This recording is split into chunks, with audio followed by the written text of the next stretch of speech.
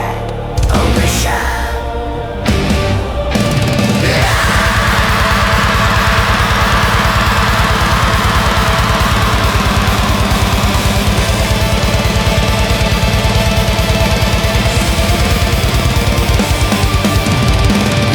Unfastens her velvet shroud, spilling dread like ink across the dying spires. To kingdoms unblessed, one bone, one hunger meet, where rivers forget their names and all the clocks refuse to chime.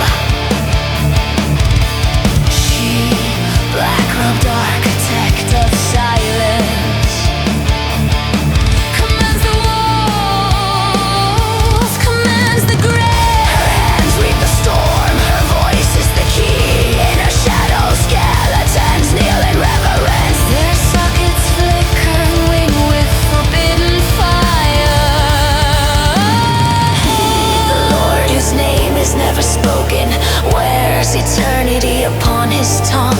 His castle is built from ancient appetites, his walls drip with centuries of longing.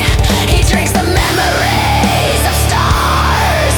His followers gather like crows at dusk, sworn in thirst, bound in whispers. A wind stirs, a summons, a curse, the promise of an ending and a beginning intertwined. At the field where no songbirds dare alight, the two legions assemble beneath the torn moon.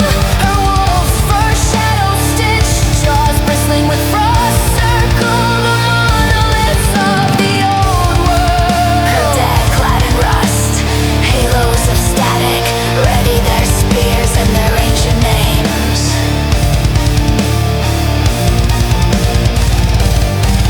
His kin, pale as the memory of music, eyes black as the emptiest promise, sleeping on cloaks of silence, their teeth the line of prophecy unbroken. She raises her hand,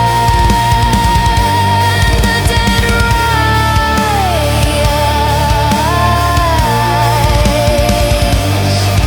He opens his mouth, the night recoils.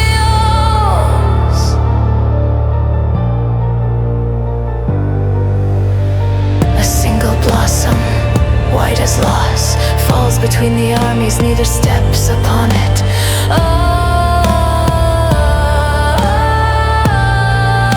They first clash, steel meets shadow, bone meets lust, the field erupts in a hymn of destruction.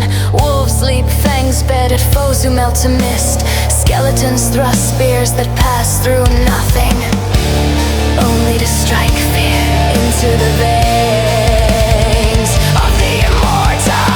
He glides among the dying, a streak of grace and atrocity, singing a silent aria of hunger. She answers with thunder, her words a storm that cracks the marrow and scatters the lies of the living. They cross in the fray, eyes locked, no mercy, only memory. Dark soul shadows and storms.